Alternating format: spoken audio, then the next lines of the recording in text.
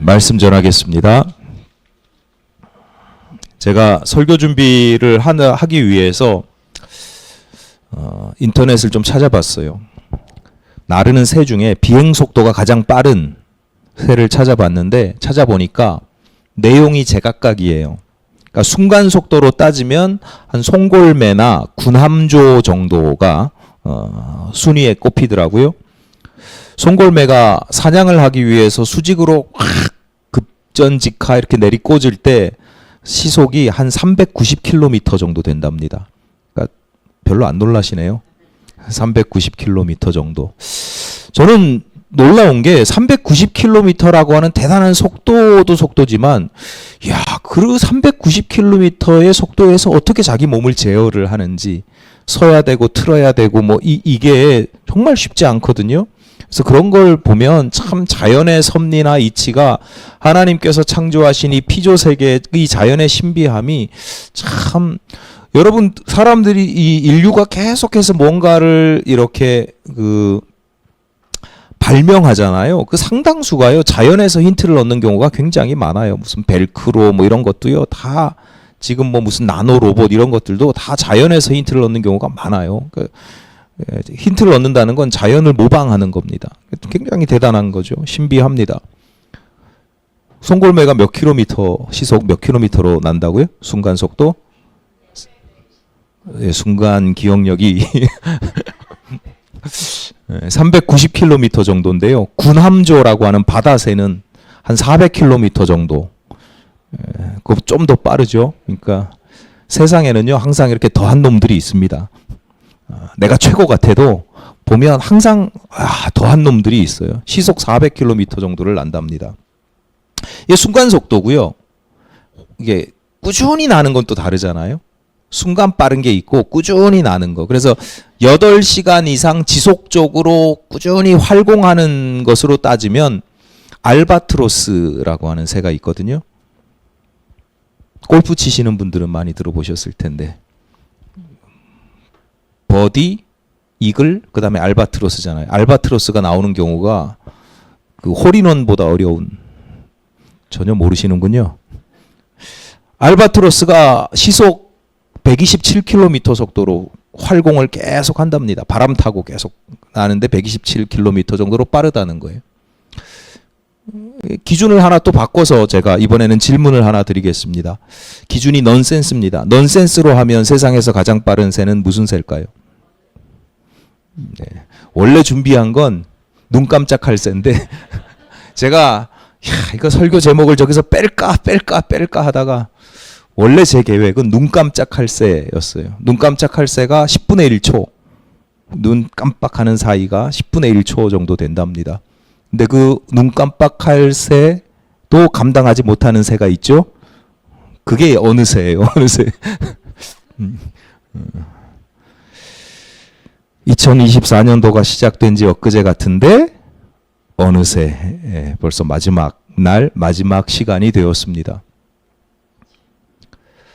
철없이 온 세상을 사방팔방 좌충우돌하면서 뛰어다니던 소녀 시절이 엊그제 같은데, 여러분 어르신들 이렇게 말씀 들어보면 옛날에 이렇게 까만 교복 입고, 지금도 그러잖아요. 어디 저기 놀러 가면 이렇게 무슨 교복 대여해주고, 그 시절이 엊그제 같은데 이제는 팔다리도 잘 안 움직이고 예전에는 아무거나 먹어도 맛있었는데 지금은 뭘 먹어도 입이 쓰고 어느새 중년, 장년, 노년이 되어 있습니다. 세상에 그 무엇이 빠르다 한들 이 세월의 속도만큼 빠르겠습니까? 세월의 속도는 또 가속되는 특징이 있다고 그러잖아요. 나이를 먹을수록 더 빨라진다고 하잖아요. 외국 사람들은 두루마리 화장지가 풀리는 것처럼 처음에는 천천히 풀리다가 나중엔 빨라지고, 우리나라에서는 이렇게 이야기하죠. 20대는 20km, 50대는 50km. 최근에 또 하나 들었어요. 어릴 때는 걸어가는 것 같은 속도인데 지금은 내가 걸어가는 방향으로 달려가는 자동차 속도처럼 빠르대요. 그러다가 나이를 더 먹어서 노년이 되면 반대편에서 오는 차.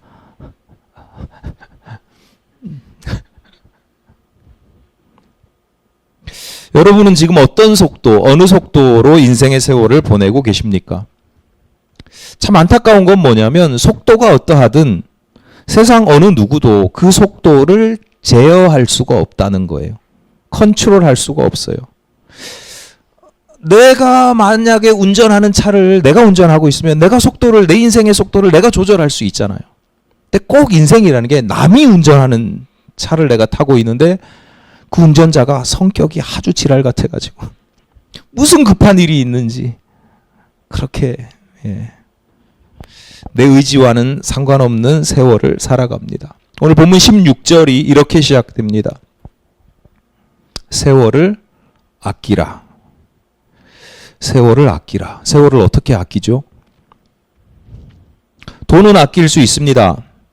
내 주머니, 내 통장, 또 어디 있어요? 내 지갑에 있는 돈을 어떻게 아껴요? 안 쓰면 돼요. 그러니까 세상에서 아끼는 방법 첫 번째는 안 쓰면 됩니다. 안 쓰는 게 아끼는 거예요. 사랑하는 사람을 아낄 수도 있습니다. 사랑하는 사람을 어떻게 아껴요? 귀하게 여기고 애지중지하면 됩니다. 그런데 이 세월을 어떻게 아낍니까? 이 세월은 내 옆에 있지도 않고 내 손아귀에 있지도 않는데 이걸 어떻게 안 써요? 안 쓴다고 세월이 내 손아귀에, 내 주머니에, 내 지갑에 여전히 남아 있습니까? 내 세월을 이뻐한다고, 애지중지한다고 그게 안 가고 가만히 있어요? 여러분 너무 이렇게 심각하게 들으시는 것 같아가지고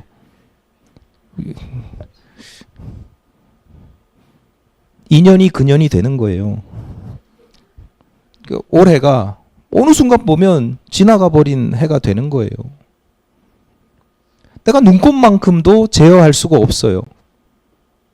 이런 점에서 세월을 아끼라라고 할 때 이 아끼라라고 하는 단어가 우리식으로 번역해서 아끼라인데 아끼라고 하는 건데 이 원어가 주는 의미를 좀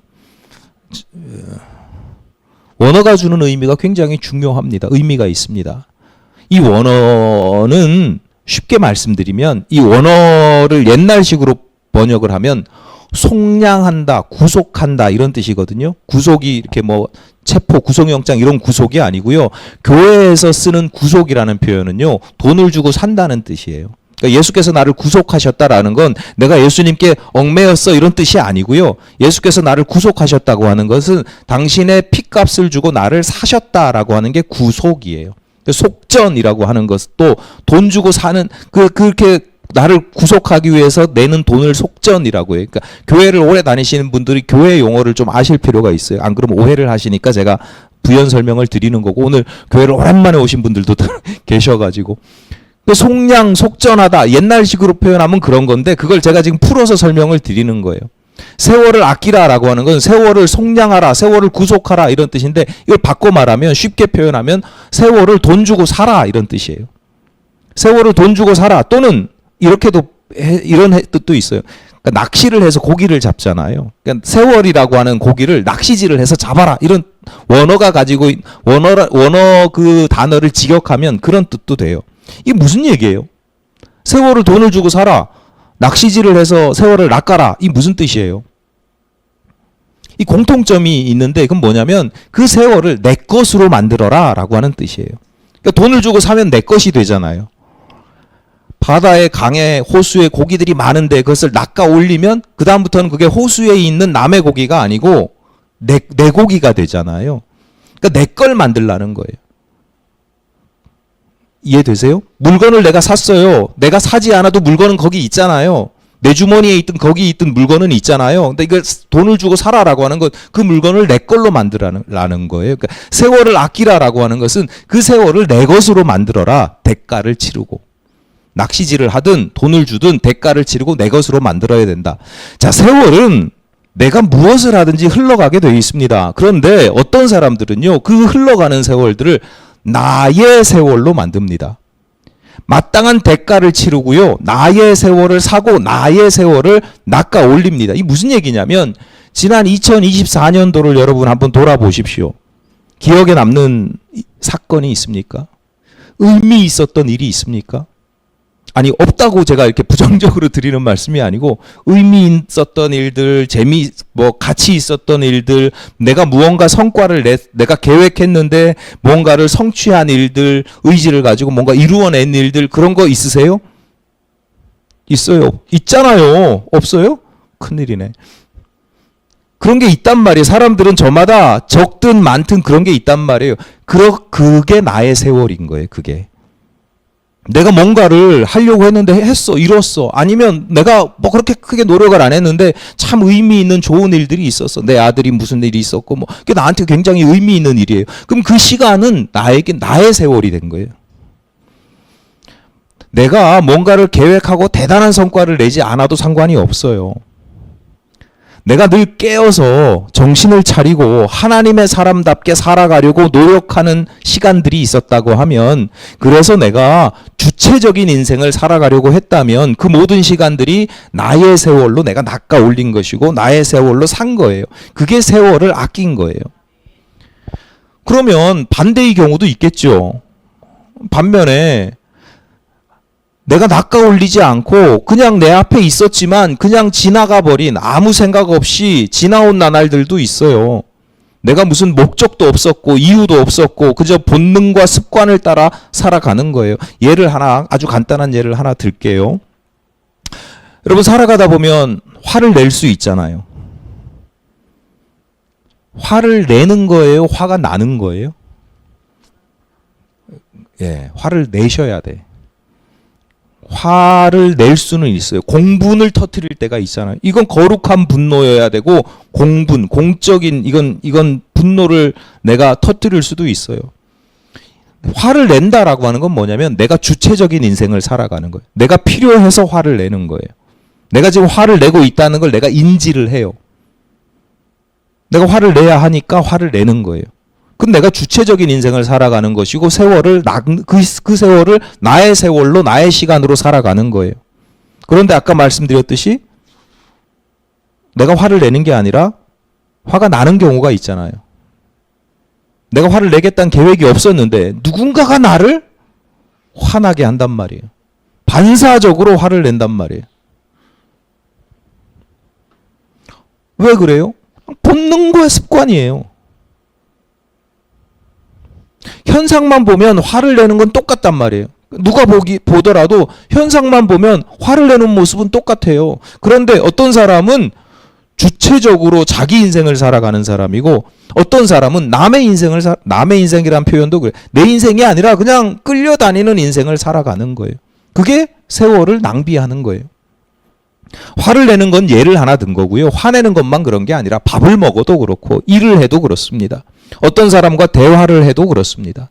내가 무슨 말을 해야 할지를 계획하고 생각하고 말을 하는 사람이 있고, 그냥 나오는 대로, 심지어 뇌를 거치지 않고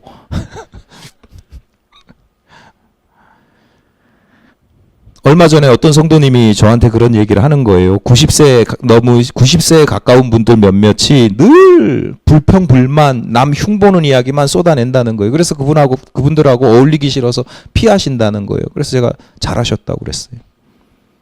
같이 어울리면 뭐 맨날 똑같이 그렇게 되는데 뭐. 90 넘어도요. 90 넘어도 그냥 습관을 따라서 남 흉보는 말이나 계속, 언제 그분이 그래요. 늘 똑같은 얘기라고, 늘 흉보는 얘기 한다고. 노인정에서 밥 잘 먹고 나서 밥이 왜 이러냐고, 반찬이 왜 이러냐고 뒤에 가서 딱 세 분이 모여서 맨날 그러신대요. 그래서 제가 볼 때는 안타까운 게 그냥 습관이고 본능이에요. 막 악해서 그런 게 아니라 이미 그게 습관이에요. 여러분, 나이를 먹는다고 해서 저절로 성숙해지는 게 아니죠. 본능과 습관으로 살아가는 사람들은 100세를 살고 200세를 살아도 그 100세와 200세, 100년, 200년이 다 헛사는 겁니다. 반면에 30년을 살아도 50년을 살아도 자기 인생을 사는 사람이 있어요. 그러면 30년이 길어요? 200년이 길어요? 그냥 시간으로만 따지면 200년이지만 그 200년은 남의 삶이고 30년은 내 삶을 사는 거란 말이에요. 하나님께서 나에게 주신 30년을 내 인생으로 내 세월로 살아가는 거죠. 100세를 넘게 살아도 헛사는 인생이 있다니까요. 여러분, 새해가 되었습니다. 다시 한번 여러분 옆에 계신 분들하고 새해 복 많이 받으십시오. 인사하겠습니다. 네. 네.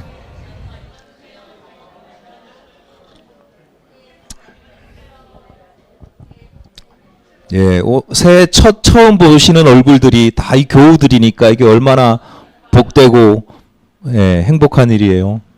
형제 자매들이 함께 동거함이 정말 좋습니다.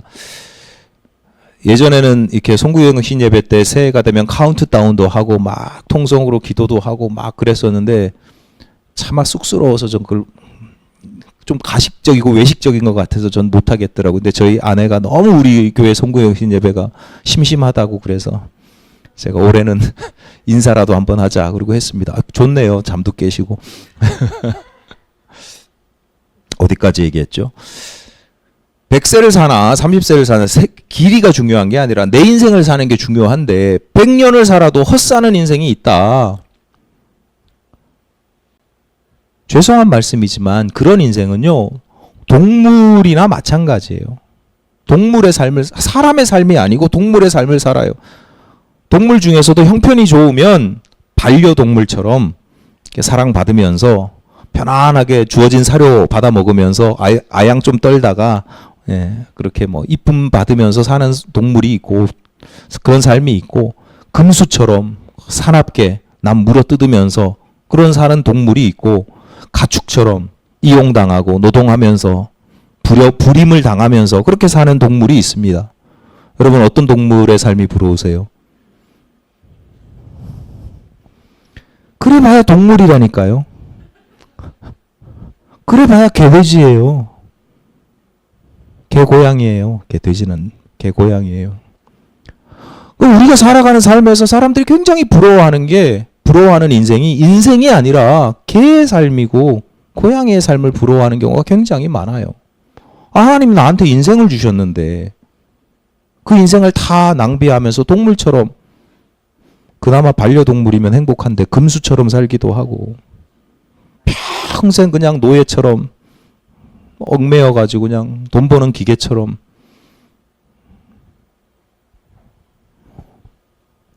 그렇게 살다가 어느 순간 정신을 번쩍 차리면 내가 어느새 50이 됐네, 어느새 70이 됐네, 어느새 죽을 때가 됐네, 어느새 반복하다가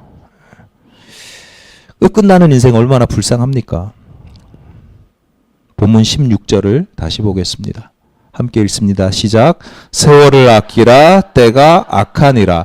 너희들 세월 낭비하지 말고 세월을 아껴서 자기 인생을 살아야 돼. 그 이유 중에 하나가 뭐냐면, 자기 인생을 살아가려고 그냥 저절로 산다고 자기 인생을 살아가는 게 아니기 때문에 자기 인생을 살아가려고 굉장히 대가를 치러야 된다 그랬잖아요. 돈을 내야 되고, 그러니까 지불을 해야 되고, 뭔가 지불을 하고 노력을 해야 된다고 그랬잖아요. 그러니까 애써야 된다는 거예요. 자기 인생을 살아가려고 애써야 된다는 거예요. 왜냐하면 세월이 악하기 때문이다. 악한 세월을 살아가기 때문입니다. 이 악한 세월, 그래서 나로 하여금 정신을 못 차리게 만든다는 거예요. 본능과 습관을 따라 살아가게 하고 세상의 가치관을 따르게 한다는 거예요. 얼마 전에 주일 아침에 이제 제가 아침마다 한유리가 이제 교회 학교 혼자 나와서 이제 예배를 드리기 때문에 제가 데리러 갑니다. 데리러 태웠는데 제 옆에 제가 앉히거든요. 딱 태워가지고 나오는데 조그만 가방이 있어요. 자기가 가지고, 어떨 때는 가방 가지고 나오고, 어떨 때는 인형 가지고 나오고 뭐 그러는데, 조그만 가방에서 뭘 주섬주섬 막 자꾸 만져요. 그리고 꺼내요. 뭘 꺼내는데 구운 달걀이에요. 그러면서 하는 얘기가, 목사님 이거 하나 제 거예요.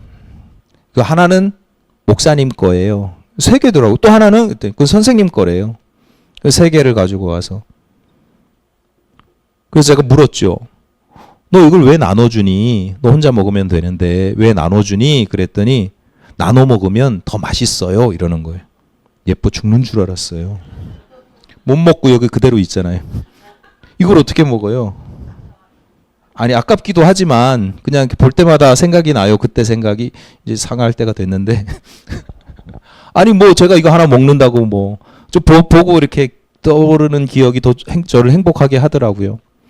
아니 이거 나눠 먹으면 더 맛있어요 하는데 너무 이쁘더라고요. 근데 제가 굉장히 사고형 인간이거든요. T 대문자 극대문자 T예요. 그러니까 되게 이쁘긴 한데 제 마음에 그러니까 제가 그런 걸 몰라서 예쁜 감성적이라서 예쁜 게 아니고요. 다 사고를 해요. 누가 가르쳤구나. 이게 이게 나눠 먹으면 더 맛있어요라고 하는 게 경험을 통해서 나온 이야기 같지는 않고 누구한테 배웠을 거 아니에요. 아 누구한테 배워서 이 이야기를 하는데도 너무 이쁜 거예요. 아직은 배운 건지 자기 생각인지 모르고 헷갈릴 때예요. 학습된 게 다 자기 생각인 줄. 저도 어렸을 때 그랬다니까요. 아버지가 제가 깻잎을 안 먹으니까 깻잎 먹으면서 아유 맛있다 그랬더니 제가 막 먹더래요. 맛있는 줄 알고. 이해를 못 하시는구나. 애들은 그래요. 착각해요.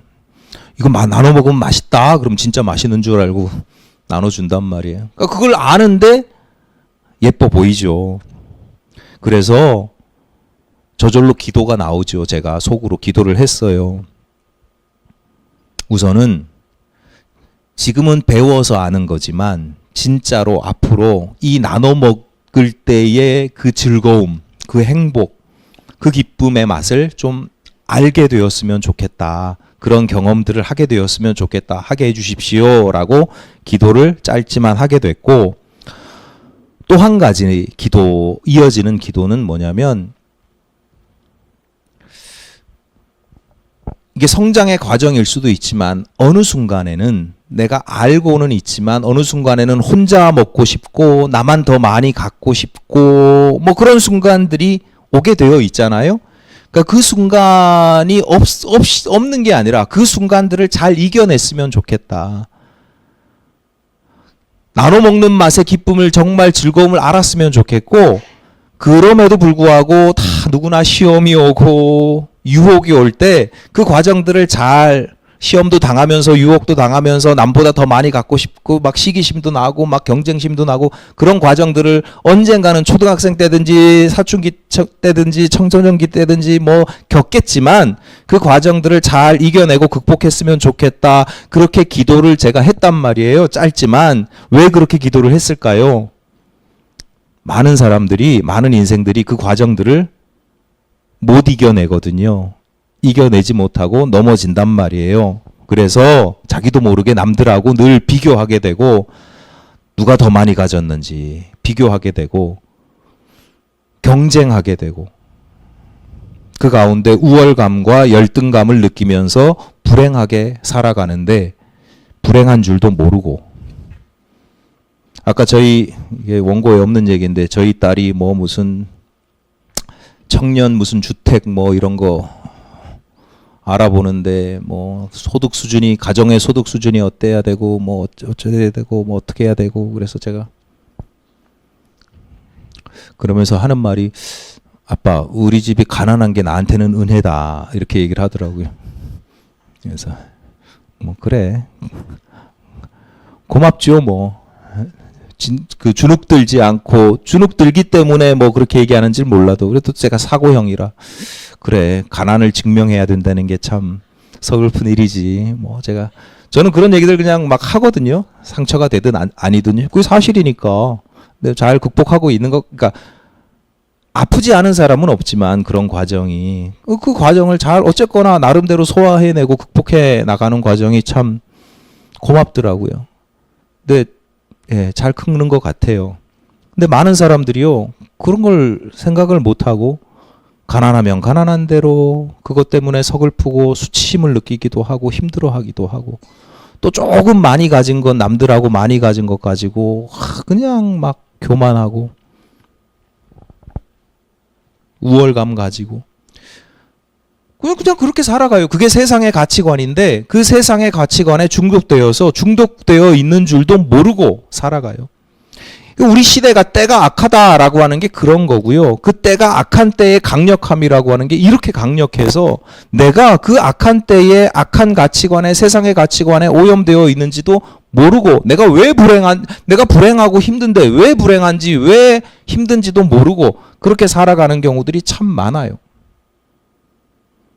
그래서 너희 그렇게 살면 안 돼. 악한 세상이니까 더 정신을 바짝 차리고 자기 인생을 살아야 돼. 본문 17절입니다. 함께 읽습니다. 시작. 그러므로 어리석은 자가 되지 말고 오직 주의 뜻이 무엇인가 이해하라. 오늘 본문이 에베소서예요. 에베소 교회에 보내는 편지예요. 그러니까 그 믿는 사람들이 교회 열심히 다니는 사람들, 신앙생활 열심히 하는 사람들에게 이야기하는 거예요. 말씀을 전하는 거예요. 그러니까 이 말씀이 모든 사람에게, 모든 인생에게 주는 말씀이 아니고 성도들에게 주는 말씀이에요. 그러니까 성도들도, 예수 믿는 사람들도 악한 세상을 우리가 살아가기 때문에 종종 어리석은 자가 되고 주의 뜻이 무엇인지를 분별하지 못하는, 이해하지 못하고 살아가는 경우가 생긴다. 실제 그렇잖아요. 아니 집사라는데, 권사라는데, 장로라는데, 목사라는데 예수의 뜻과는, 내가 봐도 내가 예수의 뜻을 잘 몰라도 예수의 뜻과는 전혀 상관없이 사는 삶을 보는 경우가 허다하잖아요. 제 자신에게서도 그렇게 보일 때가 있잖아요. 내가 예수님 잘 몰라. 그런데도 이건 아니지라고 하는 정도가 있잖아요. 심지어 세상의 가치를 예수의 복음인 것처럼 선포하기도 하잖아요.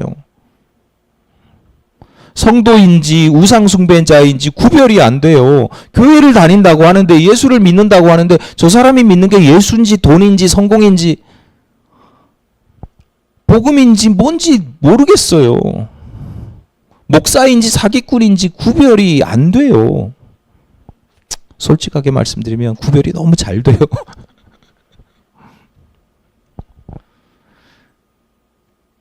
기복신앙, 우리가 이야기하는 기복신앙을 예로 들어보겠습니다. 하나님은 우리에게 복을 주시는 분이지요. 연약한 우리 인생에게는 하나님께서 부어주시는 복이 반드시 필요합니다. 하지만 그것이 내가 신앙생활하는 나의 절대적인 가치가 되지 않도록 해야 됩니다. 조금 복잡하게 말씀드리면 하나님께서 우리에게 바라시는 복된 삶이라고 하는 것은 그저 세속적으로 풍요롭고 안락하고 만사형통하는 삶이 아닙니다. 성경을 제대로 읽으셔야 해요. 예수께서 팔복의 말씀을 전하시면서 첫 번째 복이 뭐예요? 심령이 가난한 자는 복이 있다, 이렇게 말씀하셨어요. 의를 위하여 핍박을 받는 것이 복이라고 하셨어요. 그러니까 성도들이 마땅히 구해야 하는, 하나님께서 우리에게 요구하시는 삶은 거룩하고 경건한 삶이니까 성도들이 마땅히 추구해야 되는 신앙이라고 하는 건 바르고 거룩한 신앙이죠. 그런데 많은 성도들이 세속적인 복락만을 구한단 말이에요. 여러분, 지난 2024년도 왜 힘드셨어요? 왜 눈물이 났어요? 왜 속상했어요? 하나님 말씀 제대로 따라가야 되는데 내가 이걸 못 따랐어. 이래서 속상했어요? 이게 필요한데 돈이 모자라요. 그래서 속상하잖아요. 제가 나 뭐라고 그랬어요. 제가 나 미워했어요. 제가 나한테 막말했어요. 그래서 속상하잖아요. 그러니까 우리가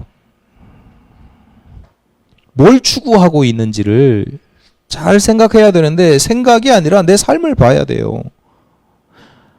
하나님께서 우리에게 원하시는 복된 삶이라고 하는 건 하나님의 의와 평강과 희락이에요. 근데 많은 성도들이 세속적인 복락을 구하고 그런 것들이 필요할 때만 하나님을 찾아요. 감사하는 이유도 다 그런 것들이 채워질 때예요. 왜 그러냐 하면, 성도들이 왜 그러냐, 예수 믿는다고 하는 사람들이 왜 그러냐면 중요한 이유 중에 하나가 악한 시대에 물들어 있기 때문이에요. 때가 악한데 악한 줄을 몰라요. 오염되고 중독되어 있는데 눈치채지 못해요. 예수 안 믿는 사람들이 아니라 예수 잘 믿는 사람들, 교회 열심히 다니는 사람들, 말씀 잘 읽는 사람들이 그런단 말이에요. 기도 하루에 5시간씩 하시는 분들이 그런단 말이에요. 그러니까 여러분 세월을 아끼면서 주체적으로 내 인생을 여러분 지금 뭐 각자 50년, 70년, 80년 뭐 20년 사신 분들 계시잖아요. 이제 앞으로 남은 세월들이 각각 다른데 지금 남은 세월이라도 내 인생을 주체적으로 하나님께서 주신 내 세월을 낭비하지 않고 내 인생을 거룩하게 살아가시려면요. 우선은 지혜로우셔야 합니다. 주님의 뜻을 잘 이해해야 합니다. 어리석은 자가 되지 말고 이게 지혜로우라는 거예요.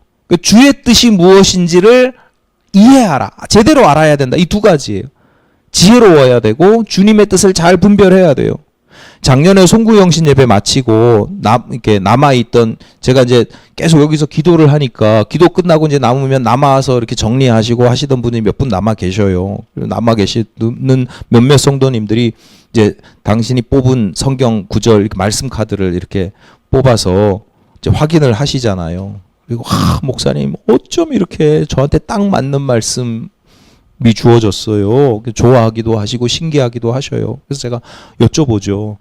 아 그래요? 무슨 말씀을 뽑으셨어요? 그랬더니 제가 무슨 일이 있었는데 지금 무슨 상황인데 이게 이렇게 됐어요. 그래서 제가 딱 들으면서 그게 아닌데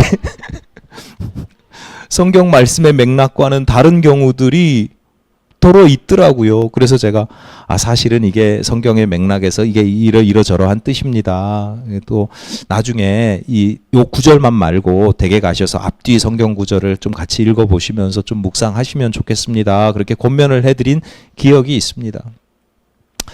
여러분 다시 말씀드리지만 성경 말씀 많이 읽고요. 설교 말씀 많이 듣는다고 신앙생활 오래 했다고 주님의 뜻을 잘 이해하는 게 아닙니다. 왜냐하면 우리 이미 이 세상에 오염되어 있다니까요. 악한 시대를 살아가고 있고요. 악하다라고 표현해서 죄송한데 좀 현실적으로 실존적으로 말씀드리면 이 세상이 짐이 너무 무거워요. 현대인들이 이 세상의 짐이 너무 무겁고 내가 너무 힘들어요. 그러니까 성경 말씀을 읽어도 내가 힘든 게 해소되는 것처럼 그런 말씀으로 보이는 거예요. 왜곡되게 보이는 거예요. 그러니까 제가 막 너무 뭐라 그러는 게 아니라 그런 어려움들이 있어요. 그러니까 성경 말씀이나 설교 말씀을 들어도 내 뜻대로 그냥 내가 듣고 싶은 대로 듣고 내가 이해하고 싶은 대로 이해하고 내가 해석하고 싶은 대로 그렇게 하는 거예요. 잘못 듣는 건 뭐 그나마 괜찮은데 거기에 막 욕심이 들어가기도 하고 말도 안 되는 욕심만 들어가면 그래도 좀 괜찮아요. 근데 예수님의 뜻과는 전혀 상반되는 그러면 내가 예수 믿는 게 아니고 예수님의 말씀을 듣고 우상 숭배하는 거랑 똑같이 되는 거예요. 여러분 2025년도에는 하나님의 말씀에 더욱 귀를 기울이시기를 바랍니다. 중요한 것은 그 가운데 주님의 뜻을 잘 이해하는 것이고 제대로 알아차리는 겁니다. 그러니까 제대로 알고 잘 알아차리는 게 어떤 증상이 죄송해요. 제가 오늘은 주일 예배가 아니라서 좀 액티브하게 뭐라고 표현하죠? 이렇게 말씀을 전하다 보니까 그래도 표정은 더 좋네요. 제가 이렇게 원고를 읽듯이 하는 것보다 이렇게 하시니까 어디까지 했지? 지금 시간이 벌써 어려운 시간이라. 그러니까 내가 말씀을 내가 제대로 들었다 아니면 내가 말씀을 제대로 안 듣는다 이 차이가 있잖아요. 쉽게 알 수 있는 게 말씀을 들었는데 말씀을 읽었는데 너무 좋기만 해. 10번 들으면 10번 들었는데 다 좋기만 해. 좀 이상한 거예요. 그 잘못된 거예요. 좀 문제가 있는 거예요. 말씀을 들었는데 맨날 너무 좋아. 어쩌면 저렇게 좋아. 좋기는 말씀은 그런 게 아니에요. 알잖아요. 아시잖아요. 말씀을 들었는데 불편해 마음이. 거북해. 나 들으라고 하시는 말씀인가? 어떻게 알았지? 이런 느낌이 있어야 돼요. 그러니까 제가 늘 말씀드리는데 어느 한순간도 누구를 특정해서 생각하고 말씀을 절대 저는 그렇지 않으려고 해요. 예전에 그런 분을 봐가지고요. 전 절대 그러지 말아야지. 근데 목사님이 어떻게 알고 나를 찌르지? 예, 그런 말씀이 중요한 거예요. 성경의 표현으로 하면 이 심령 골수를 막 찌르는 말씀을 듣고요. 좀 불편해야 되고요. 순종하기에 좀 힘들어야 돼요. 그런 과정이 뭐냐면 내가 오염된 악한 가치관에 오염되어 있는 나에게서 그나마 조금이라도 때가 씻겨 나가는 거예요. 아니 때 밀어보셔서 아시잖아요. 때를 벗겨내면 아유 즐거워 뭐 좋아 기분 좋아 이거 아니잖아요. 밀어내고 나면 기분이 좋지만 때를 밀어낼 땐 아프잖아요. 특히 이게 익숙해진 사람들은 괜찮은데 여러분 어렸을 때 어머니 아버지가 이렇게 막 이태리 타월로 막 빨갛게 밀어주면 막 아파서 전 도망도 다녔거든요. 초등학교 4학년 이후로는 제가 도망 다녔어요. 그전에는 어머니한테 잡혔는데 4학년 이후로는 도망 다니까 어머니가 못 잡으시더라고요. 말씀을 들을 때 때가 벗겨지는 것 같은 피부가 벗겨지는 것 같은 최소한입니다. 최소한 그 정도의 아픔이 있어야 돼요. 말씀이 내 심령 골수를 쪼갠다고 했어요. 심령 골수. 내 뼈 속 깊은 골수가 내 척추뼈 가운데 흐르는 게 골수잖아요. 그 검이 확 찔러 들어오는 그 정도까지는 제가 바라지도 않습니다. 그냥 때 벗기는 정도만이라도 말씀을 들을 때 그런 게 있어야죠. 말씀을 들을 때 부끄러움이 있어야 돼요. 부정적인 감정 중에 가장 최악이 뭐냐면 수치심입니다. 수치심. 나를 가장 힘들게 하고 병들게 하는 최악의 감정이 수치심이거든요. 왜냐하면 수치심은 어디다 얘기를 못해요. 나만 꽁꽁 안고 가야 돼요. 말씀의 검이 나를 찌를 때 수치심을 느낄 수 있어야 돼요. 너무 부끄러운데 어디다 얘기를 못해. 누구한테 얘기해야 돼요? 하나님께 얘기하게 되는 거지 그러면. 목사님한테도 얘기 못해. 근데 하나님께 기도하는 거예요.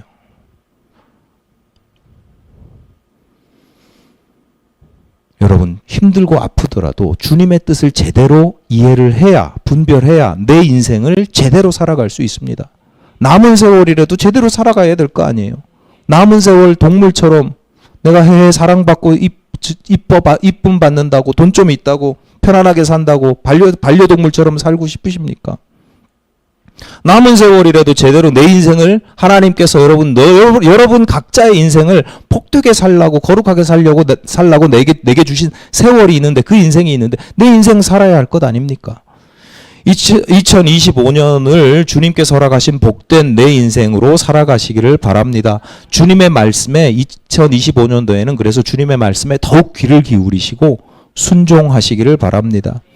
2025년을 이제 2024년을 마무리하고 있는데 2021년이 지나서 2025년도를 마무리할 때에도 그리고 언제인지 알지 못하겠지만 내 인생을 마감하는 그 순간에도 우리는 또다시 어느새 한 해가 지났네 어느새 내 인생을 마감할 때가 되었네 라고 외칠 수 있습니다. 왜냐하면 내가 정신을 바짝 차리고 살아도요 주님의 뜻대로 순종하며 살아도요 세월의 속도는 엄청나게 빠르고 내가 통제를 못한다니까요. 그건 여러분 어떻게 하려고 하지 마세요. 중요한 건 얼마나 빠른 세월이든 그 세월을 내가 어떻게 살아야 하느냐 하는 거예요. 그 세월을 내 세월을 살아가는 사람이 있고 세월의 강물에 휩쓸려 사는 사람들이 있어요. 아무리 빠른 세월을 살아가는 사람이라도 그 가운데 내 인생을 잘 제어하고 컨트롤하면서 송골매처럼 달려야 할 때 달리고 멈춰야 할 때 멈추고 좌회전 우회전 그 빠른 세월 속에서도 참 내가 컨트롤해서 사는 사람이 있고 너무 빠르다고 그래 세월이 너무 빨라서 어떻게 정신을 못 차리겠다라고 하면서 떠내려가는 그냥 흘러가는 대로 살아가는 생각 없이 살아가는 그런 삶도 있다. 2025년도 마무리할 때 여러분 인생 마무리할 때 지금보다 훨씬 의미 있게 한 세월을 제가 잘 보냈습니다. 내게 주신 세월을 거룩하고 경건한 사건들로 잘 채웠습니다. 라고 고백하는 그런 25년도 되시기를, 여러분의 남은 인생 되시기를 간절히 바랍니다.